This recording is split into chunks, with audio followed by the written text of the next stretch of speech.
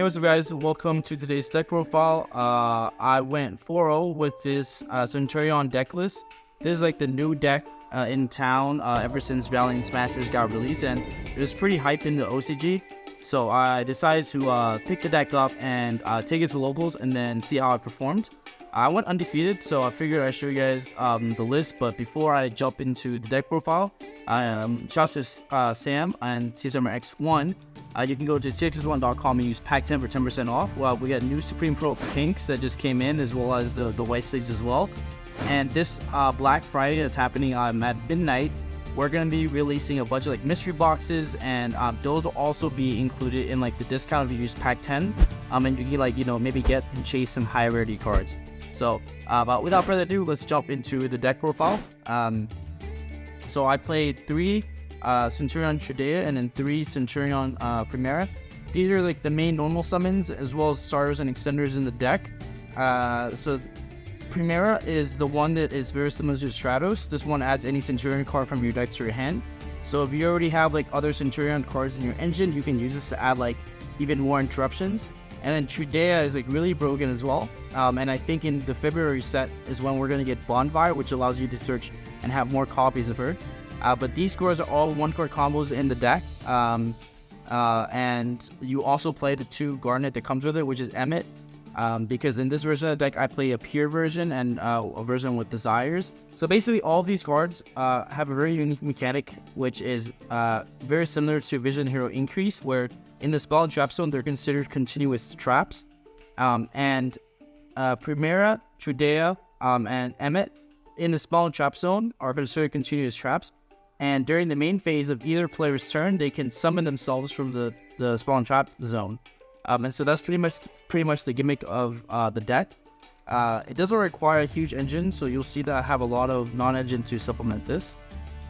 So for the non-engine, we have 3 Effect Veiler, 3 Nibiru, and then 3 Ash Blossoms for the monster hand traps. So these are self-explanatory. They're just good non-engine in the format, and if you haven't already, I made a tier list on like which hand traps I think are really good in the format. For more Centurion engine, we play 3 Stand Up and then Terraforming. So this is like the field spell of the deck. It has a couple of like really important effects. The first one is that it cannot be destroyed by card effects while you control a Centurion monster card, which is really important because it beats like cards like Ruinic Destruction. Like they might try to ogre this while you have a monster. Like they might, your opponent might mess up as a result. And then it can send a card from its hand to the graveyard the turn you activate this.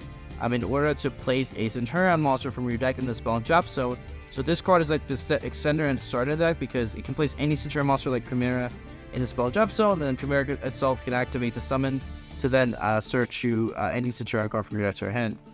And then during either player's turn, when a monster is special summoned, it gives you the ability as a trigger effect to quick synchro summon during both players' turn, and this is pretty much how you're going to set up the Calamity Lock.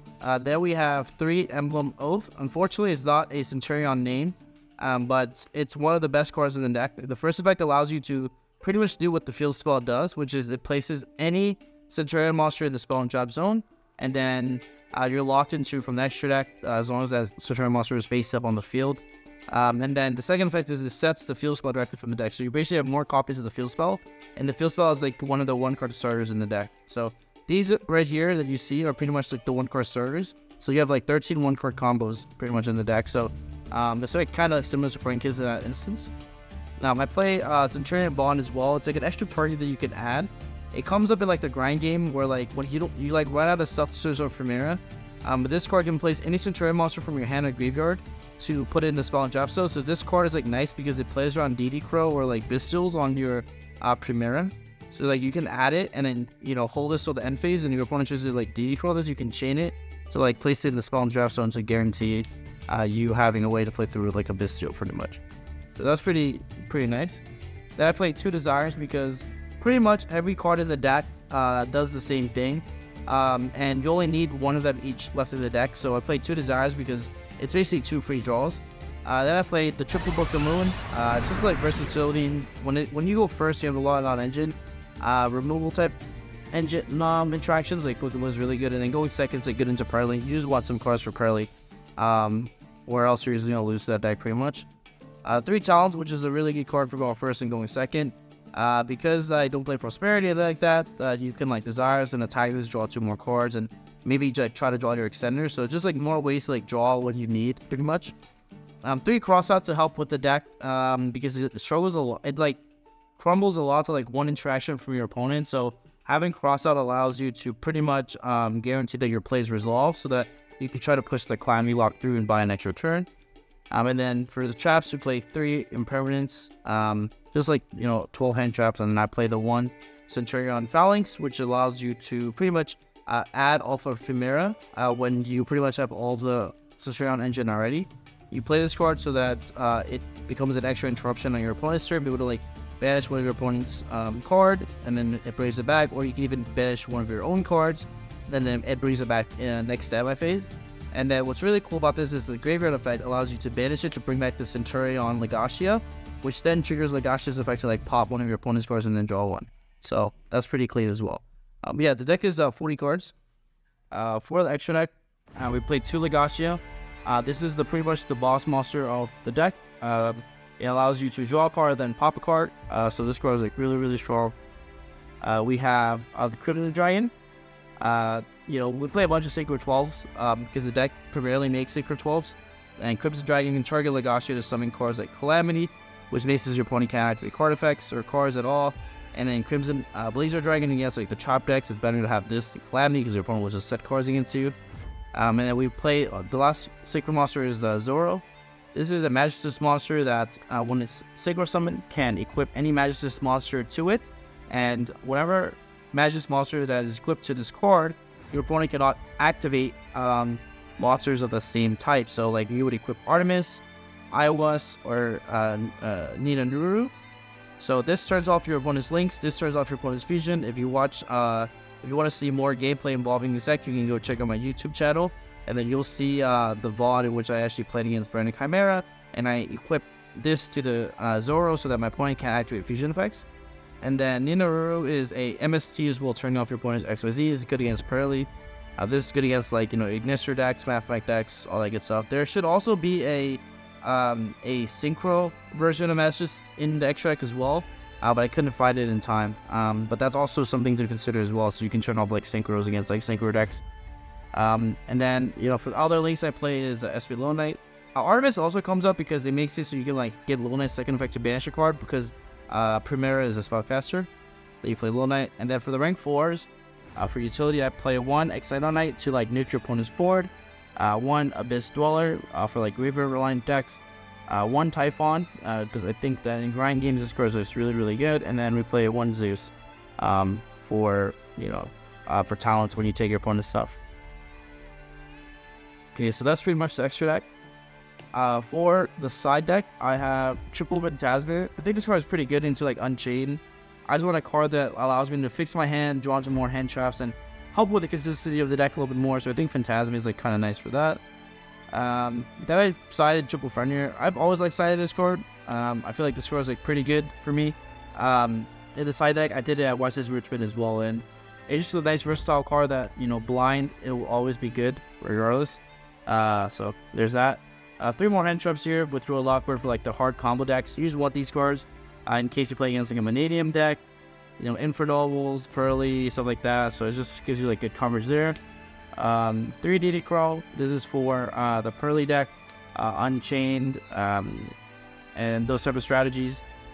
It's also good against like the branded decks, and so you just want this card. Is very versatile. Play against Citron randomly, and this card is like pretty nice too. So pretty clean. Change your heart into Lightning Storm. This is more for like Unchained. Lightning Storm for like the rank 6, and then change your heart to like out the rank 6. And this card is like versatile. It can go into like any matchup pretty much. I think this card is like better than Duster because the fact that you can hit monsters is like really important in this format, in my opinion. So that's gonna be pretty much the side deck.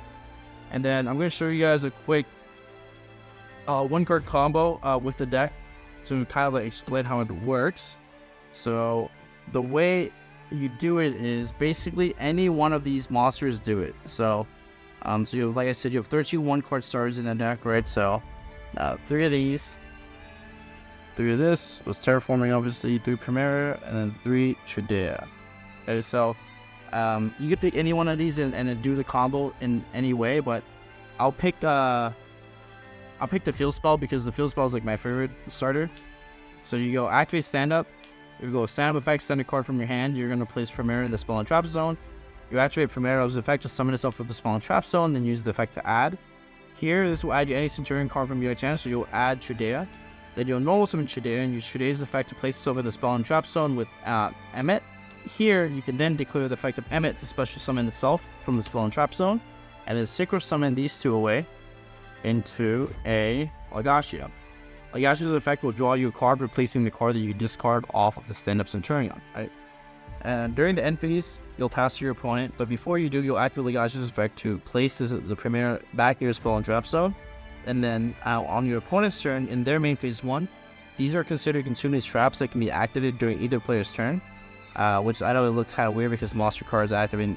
Monster cards being considered trap cards are kind of weird, but this is basically the gimmick of the archetype. But during your opponent's main phase, what you can do is you can go Chainlink 1 Primera to summon from the spell and trap zone, Chainlink 2 Chudea to summon from the spell and trap zone, and you make it a level 8. Then you can go effective Primera Chainlink 1 and you'll trigger your stand-up Chainlink 2 to synchro summon. Stand-up is able to do that because the monster is special summoned. And then you'll go Chainlink through Emmet to place a Chudea back in your spell and trap zone for follow-up, and then summon this from the graveyard. Now you'll perform the synchro summon using these two monsters to summon Crimson Dragon. And then you'll resolve the Primera to add you follow for next turn. Here I typically like adding Centurion Bonds because it's a really good recovery card for the next turn. And then you'll go on Resolution. Crimson Dragon effect will target Legatio, which allows you to tag itself out, shuffling you back into the extra deck, and then summoning a Synchro Dragon monster from your extra deck that is the same level, right? So here, you'll be able to summon the Hot Red King Calamity, which makes it so that your opponent cannot respond to its effect, which is your opponent is not allowed to activate any cards this turn, pretty much.